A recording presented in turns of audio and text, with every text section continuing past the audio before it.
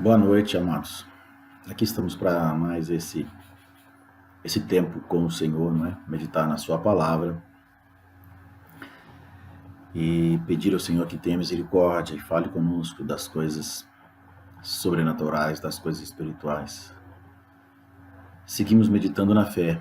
Esses últimos dias Deus tem me falado muito a respeito da fé. E há muito que aprender, há muito que aprofundar no conhecimento da fé. Por isso precisamos meditar. Bem, o tema que eu trago hoje é a natureza da verdadeira fé. A natureza da verdadeira fé.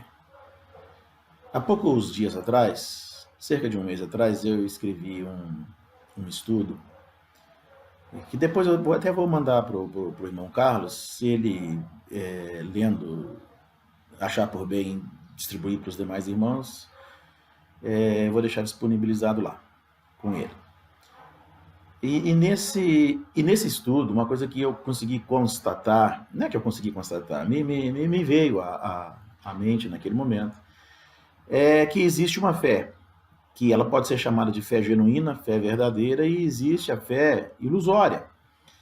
E como é que eu posso saber disso? Eu sei disso porque quando o apóstolo Paulo fala com seu filho na fé, Timóteo, ele o elogia e fala da sua fé não fingida.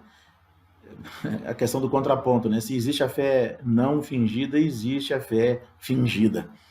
E mesmo que não seja algo proposital, algo de maldade, existe uma fé que não é a fé genuína.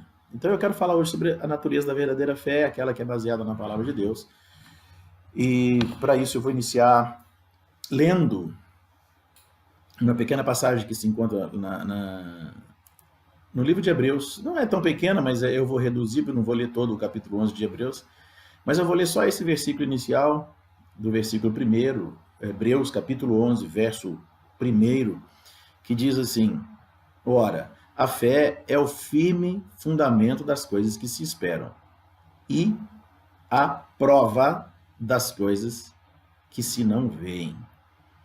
É estranho como a Bíblia coloca, como o Espírito Santo, né, inspirando o escritor sagrado, coloca essa questão da fé de uma forma tão transcendental, assim, tão diferente do mundo material, do mundo físico, do mundo comprovável pelos olhos, ao qual damos tanto valor.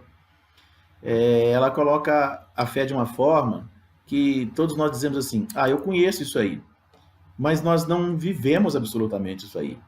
A gente tem uma certa dificuldade em viver a fé dessa forma. Nossa tendência como seres naturais é de manter as nossas expectativas nesse nível. Quando eu falo de expectativas, eu digo a respeito das promessas do Senhor. Quando nós nos convertemos, fomos informados de que haveria, ou de que existem várias promessas na palavra para nós. E nesses mais de 40 anos que eu tenho caminhado com o Senhor, uma coisa que eu observei é que as pessoas mantêm a sua expectativa, a sua esperança, 90% delas ligadas a coisas deste mundo material, desta dimensão material. As pessoas pensam na fé como um dispositivo para manter sua saúde, para prolongar a sua vida, para resolver seus relacionamentos, curar suas enfermidades e prover recursos para a sua vida. E é assim que nós mantemos as nossas expectativas, nesse nível, no nível do mundo material. Mesmo que sejam para coisas grandiosas. Vamos imaginar aqui, por exemplo, que nós recebemos a notícia de que um gigantesco meteoro está se encaminhando, vindo lá do espaço, das profundezas do espaço sideral, e esse meteoro está vindo para trombar no nosso planeta e vai dizimar a vida no planeta Terra. É algo grandioso, não é? Algo volumoso. E nós então nós os cristãos começaremos a orar e dizendo e batendo a mão na mesa e afirmando: eu creio que o Senhor vai dissolver esse meteoro. Algo grandioso. Mesmo assim, está no nível do material. no nível do plano existencial. E apenas isso. Nossas expectativas se mantêm aqui. O melhor que nós podemos desejar tem sempre que ser comparado com coisas da esfera natural. Nossa base vai ser sempre o que se pode ver, o que se pode constatar, o que se pode tocar, o que nós chamamos de comprovar. Tomé cometeu esse erro. Lá em João, no capítulo 20, no verso 25, quando os irmãos vêm, que estiveram lá na sepultura, trazem a notícia que o mestre havia ressuscitado, Tomé diz assim: eu só acredito se eu vir a marca dos cravos, e se eu, olha só a expressão que ele usa, se eu enfiar o dedo, se eu meter a mão lá na ferida dele, então queria ainda provocar dor no Senhor ainda. Senão eu não creio. É a questão da comprovação. Nós, seres humanos, somos um pouco orgulhosos da nossa condição de seres existentes. Nós imaginamos que a realidade é isso que vemos. O que é real é o que vemos, é o que experimentamos. E isso é exatamente o contrário da fé. Quando nós precisamos comprovar, constatar algo para acreditar nela, nós não estamos usando a fé sobrenatural, não estamos usando a fé legítima, a fé verdadeira. Todos os cientistas que passaram pela face da Terra e que ainda estão aí hoje e que fizeram suas pesquisas e suas comprovações, as fizeram e são tidas por verdade porque são baseadas em documentos, né? Em comprovações documentais de coisas que eles viram, fizeram e repetiram até se cansar em seus laboratórios. Então eles dizem, é verdade, porque comprovaram. Isso não é fé, isso é constatação. Isso está no nível humano, vai estar sempre no nível humano. A fé, ela está no nível sobrenatural. Nós, irmãos, estamos presos a essa condição natural. Quando nós nos convertemos, nós trouxemos essa necessidade de comprovação natural para a nossa vida de fé. E aí começamos a falar assim, não, eu quero ver milagres, eu creio em milagres. E já reparou como é que o crente, quanto mais ele tenta ser espiritual, mais ele fala de milagres? Na verdade, nós temos uma necessidade de ver milagres para fortalecer a nossa fé. Mas esse é um princípio que está ao contrário. As pessoas acreditam muito que se virem sinais, que se a igreja produzir sinais, mais crentes existirão.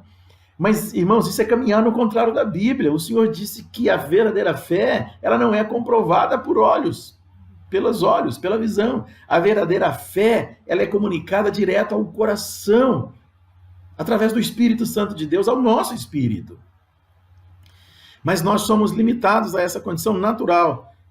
E nós vamos sempre ter uma visão limitada da fé, das promessas, das grandiosidades do que o Senhor tem para nós, porque nossa visão é limitada, nossa visão de fé é limitada. Pobres de nós, irmãos, até a confirmação da ressurreição teve de ser assim. Quando Jesus ressuscitou, está lá em João, na passagem em que Maria dá a notícia, e aí Pedro e um outro discípulo vem correndo, e Pedro chega e para na porta, e a Bíblia diz assim, Pedro parou e viu os lençóis, e viu que a tumba estava vazia. Agora, o outro irmão, João, ele passa por Pedro, e aí fala assim, e ele viu e creu. A infantilidade da fé, né? Eu sei que estou dizendo coisas aqui que os irmãos até podem pensar assim, não, pastor, aqueles homens eram maduros espirituais, né? E tudo que eles fazem, tudo que eles registraram é para nós seguirmos. Queridos, eu comprovo que eles estavam num nível infantil de fé ainda, que precisava ser comprovado.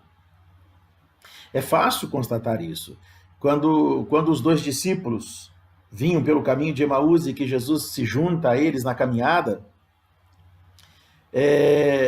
Jesus começa a expor a Escritura para eles, e eles estão se lamentando, que pena, agora já faz 3 dias que ele morreu, nós pensávamos que ele era aquele que iria libertar Israel, e agora já faz 3 dias que ele morreu, e aí Jesus apela, Jesus não aguenta e fala assim, até quando, chama eles de nécios, nécios, até quando vocês vão duvidar, vocês vão estar com os olhos fechados para compreender os que os profetas falaram? para compreender o que está escrito a respeito de mim na Escritura. E mesmo assim, mesmo Jesus falando assim, eles ainda não percebem, só foram perceber quando chegando lá na casa onde estavam os demais discípulos, eles vão comer e na mesa Jesus dá graças, e ele dá graças de um modo que ele sempre fazia quando ele estava vivo. Aí então eles reconhecem que era ele. E quando, olha que interessante, quando eles o reconhecem, ele se vai deles, mostrando que para crer não é preciso ter a presença visível, a presença tocável, não é? A questão lá da ressurreição é mais ainda, quando eles vão contar aos outros que Jesus havia ressuscitado, eles ainda inserem uma frase na sua declaração que eles acreditam que vai comprovar mesmo que Jesus está ressuscitado. Eles falam assim, já apareceu a Simão, ou seja, a realidade da ressurreição de Cristo estava submetida à credibilidade que eles tinham em Pedro, em Simão. Se alguém ali duvidasse de Simão, então Jesus não tinha ressuscitado. Então eles não iam acreditar que Jesus ressuscitou. E o Senhor esperava que eles crescem sem qualquer comprovação. Nossa capacidade de crer é muito pequena. Eu vejo tão claramente o Senhor esperando mais de nós, esperando que creiamos sem ver, sem a necessidade da constatação material.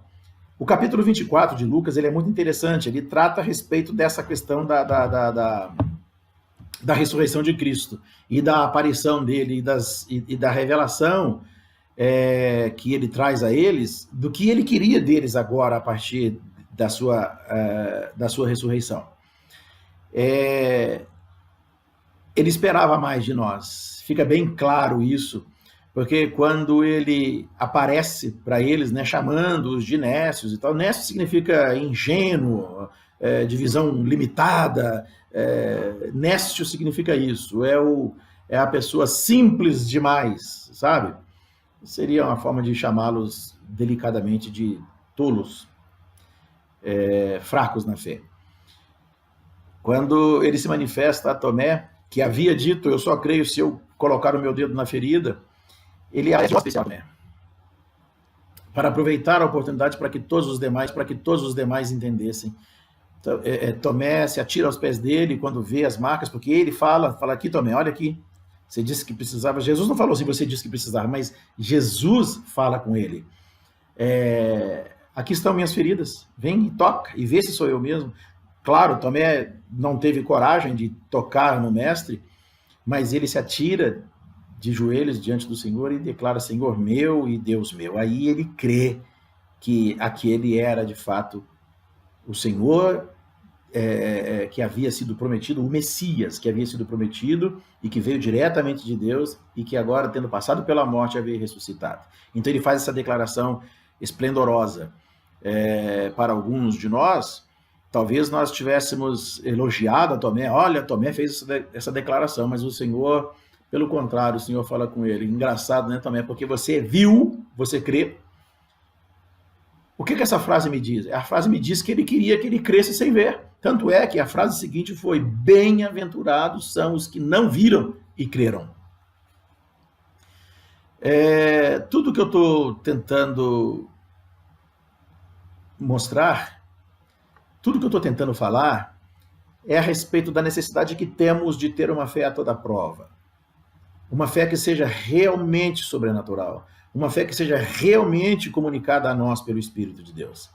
Que nós não, além de não precisarmos de nenhuma comprovação material, que não possamos estar esperando nenhuma comprovação física para declararmos que de fato cremos, nossas expectativas também têm que superar as bênçãos do mundo físico, do plano material. As promessas de Deus, elas são grandiosas demais, queridos. Se você parar para pensar na eternidade, por exemplo, pense comigo, em um determinado momento da eternidade, se assim podemos dizer, porque tempo é inexistente na eternidade, mas sim em um determinado momento, Deus, ao resolver executar a criação e fazer as coisas visíveis virem à existência, criou a existência. Isso não anula toda a eternidade antes da criação. Pense nesse Deus grandioso, nesse Deus ao qual chamamos de Criador. Pense em toda a sua soberania, toda a sua sabedoria, em toda a sua grandiosidade. Pensa em como ou o que é esse Deus sem a criação, sem nós, sem o plano material.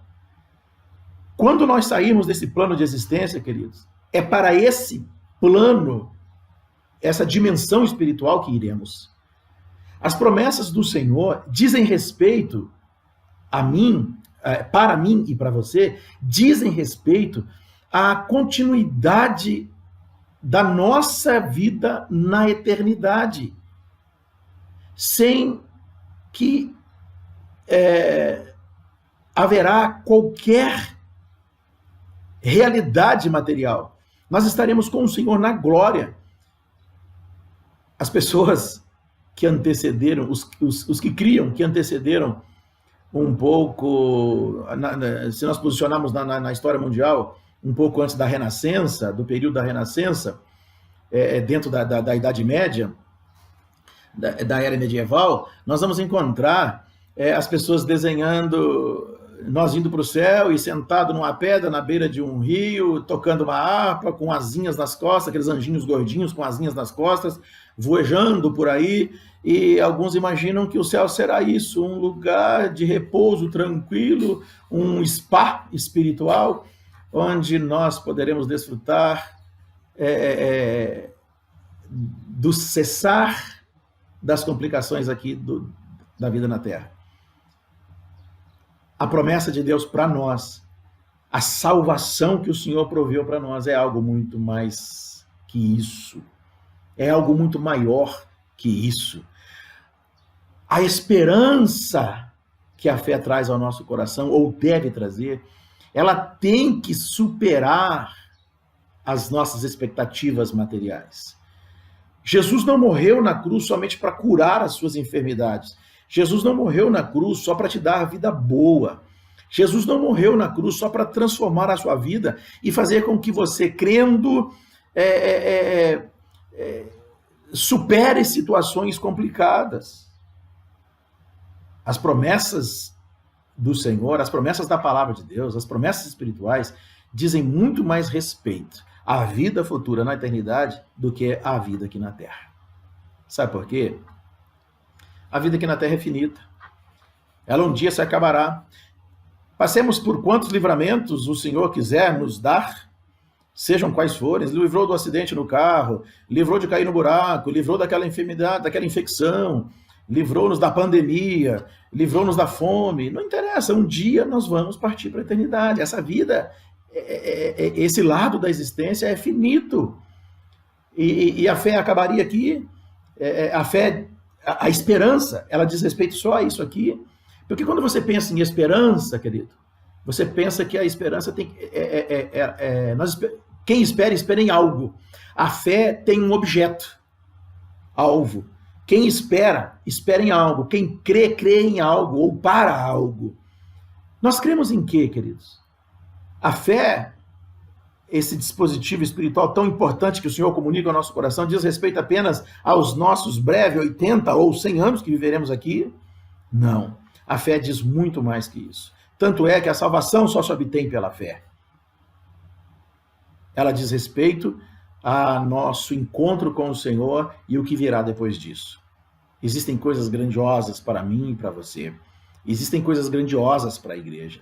A obra do Senhor pela eternidade continuará, porque Ele é um Deus ávido em criar vida, em criar maravilhas, em abençoar. Então nós experimentaremos coisas que a mente humana não é capaz sequer de imaginar, como está escrito lá em Coríntios. Nem olho viu, nem ouvido ouviu, nem jamais subiu à mente humana, jamais subiu ao coração do homem as coisas que o Pai tem preparado para aqueles que o amam. E tem gente que fala essa frase e imagina simplesmente assim: eu vou ganhar mais dinheiro do que eu mereço, ou do que eu posso. Eu vou ganhar mais dinheiro no futuro do que ganhei até hoje. É o que ele pensa em mais do que imaginar. Mas o mais do que imaginar, que a Bíblia está falando aqui, é muito além daquilo do que a mente humana consegue meramente criar.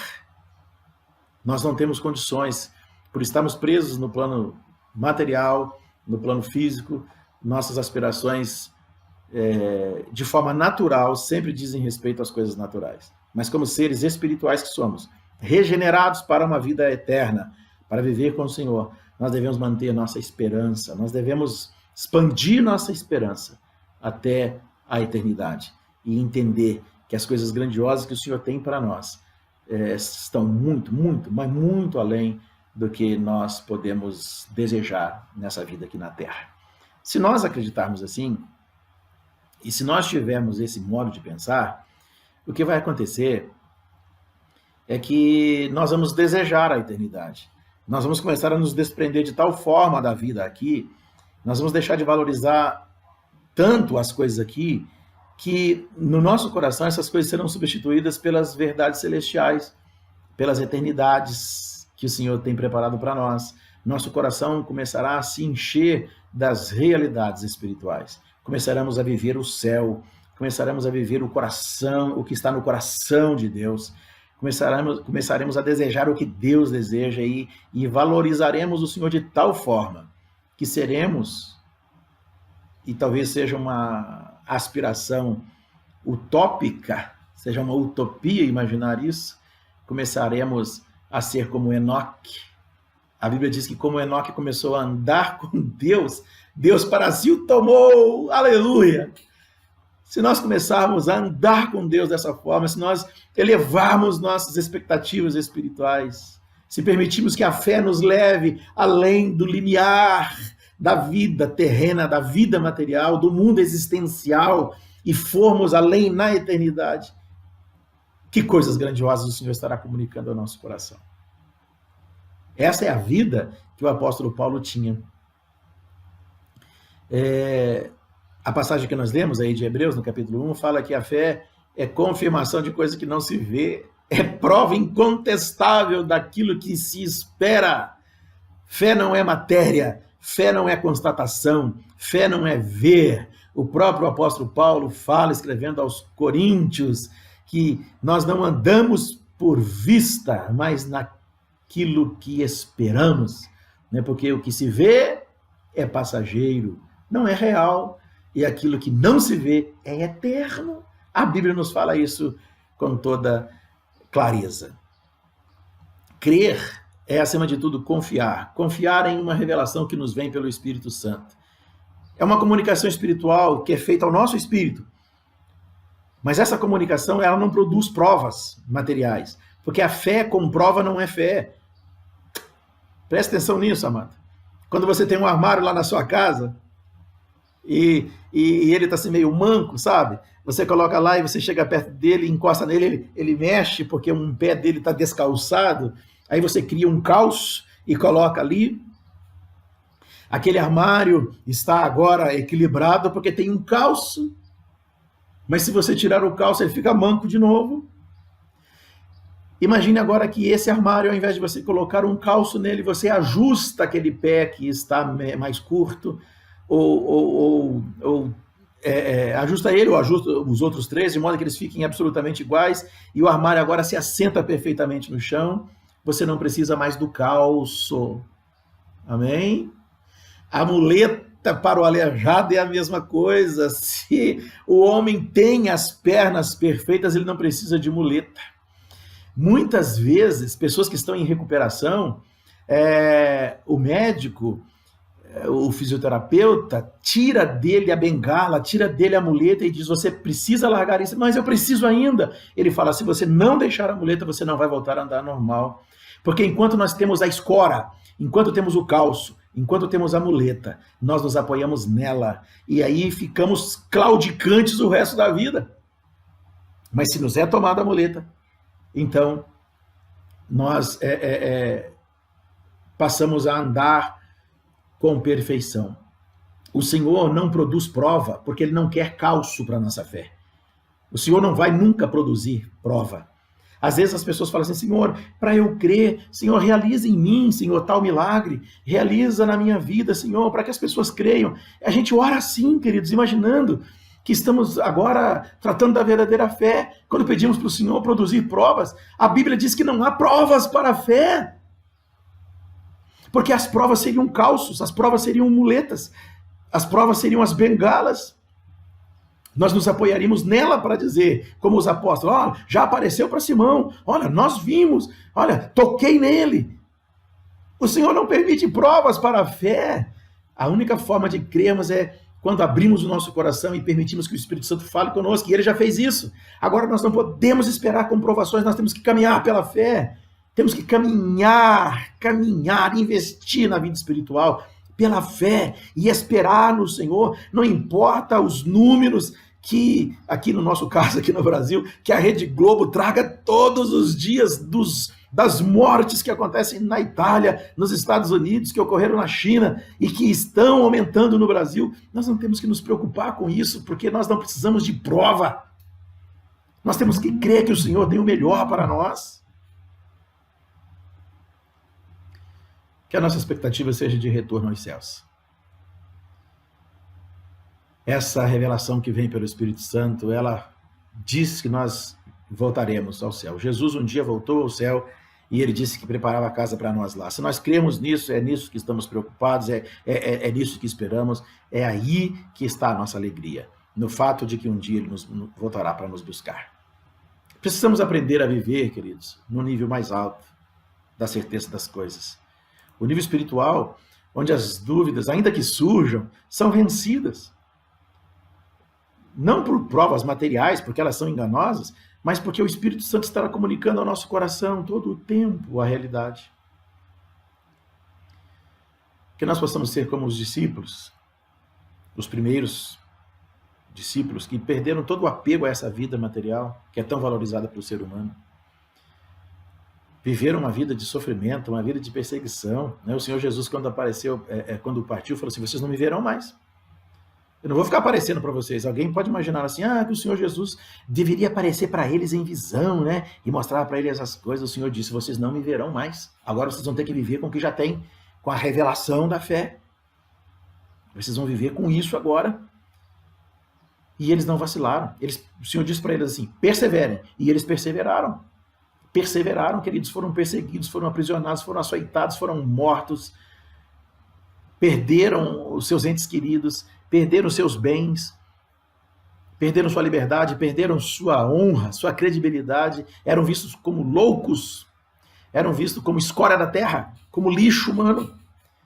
Mas eles perseveraram, permaneceram porque eles sabiam onde estava o seu coração. Eles sabiam em que criam. Que nós possamos ser como o apóstolo Paulo.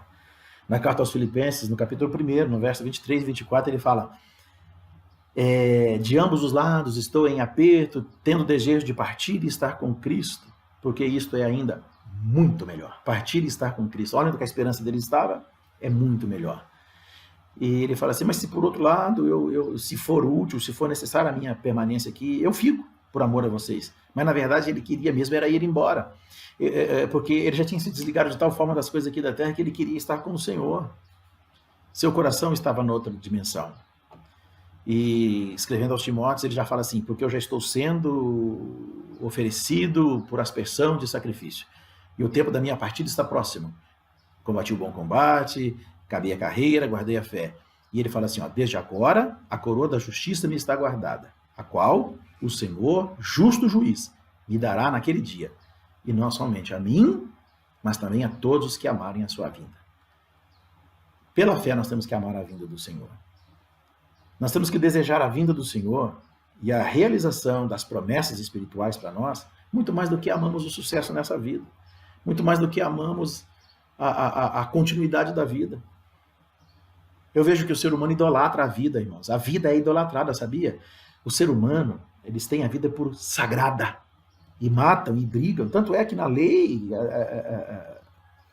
se a pessoa matar em defesa da própria vida, ele é absolvido. É o único caso em que a morte, que matar é aceitável. E isso, na verdade, é um conceito até bíblico, né? Está lá no Antigo Testamento, no Pentateuco. Mas o homem levou isso tão a sério, e, no entanto, eles desprezam Deus constantemente. Se você ficar com a televisão ligada das 8 da manhã à meia-noite, a não ser em algum filme onde apresentam algum cristão como ingênuo, como tolo ou como mentiroso, você não verá uma citação sobre Deus. Nossos noticiários não falam sobre Deus, não falam sobre a palavra, não falam sobre as coisas que o Senhor determinou para nós seguirmos. O homem tirou Deus da sua história. O homem não considera Deus. Deus não é algo sagrado, é uma ideia tola. É assim que o ser humano vê a pessoa de Deus. Ele se afastou de Deus a esse ponto. Então, o seu coração, quando deseja coisas boas, diz respeito só às coisas aqui da terra. Idolatramos a vida e relegamos a Deus em segundo plano. É assim que a cultura ocidental atual, é assim que a nossa geração trata Deus. E nós, filhos da fé, pessoas que recebemos esse dom maravilhoso, que é a capacidade de enxergar, vislumbrar o mundo espiritual, temos que direcionar nossas expectativas para ele. É assim que somos consolados a respeito de toda dor, todo desconforto nesse atual plano de existência. Mesmo esse peso que nos abate quando na nossa consciência, na fé, nós sabemos que a vida tem limite, né? Bate um peso na gente, você, puxa vida, vou morrer, vai acabar, estou ficando velho, as coisas estão acabando. Mesmo esse peso, a fé resolve isso também, porque diz que nós teremos um corpo glorificado. Tudo terá fim um dia. E no fim de tudo, o fim das coisas não nos assusta, porque para nós não é o fim. Não é o encerramento de algo bom que é a vida. Na verdade, o fim de tudo, e por isso dizemos, ora vem Senhor Jesus, o fim de tudo é a inauguração de algo que será, na boca do apóstolo Paulo, muito melhor. Essa é a natureza da nossa fé. A fé que nos faz viver a realidade sobrenatural, a realidade espiritual, acima de tudo que se pode constatar, vendo ou tocando o plano material. Que o Senhor eleve o teu coração com essa fé para viver a realidade do plano sobrenatural, do plano espiritual. Amém? Que Deus abençoe os irmãos. Era isso que eu tinha a dizer.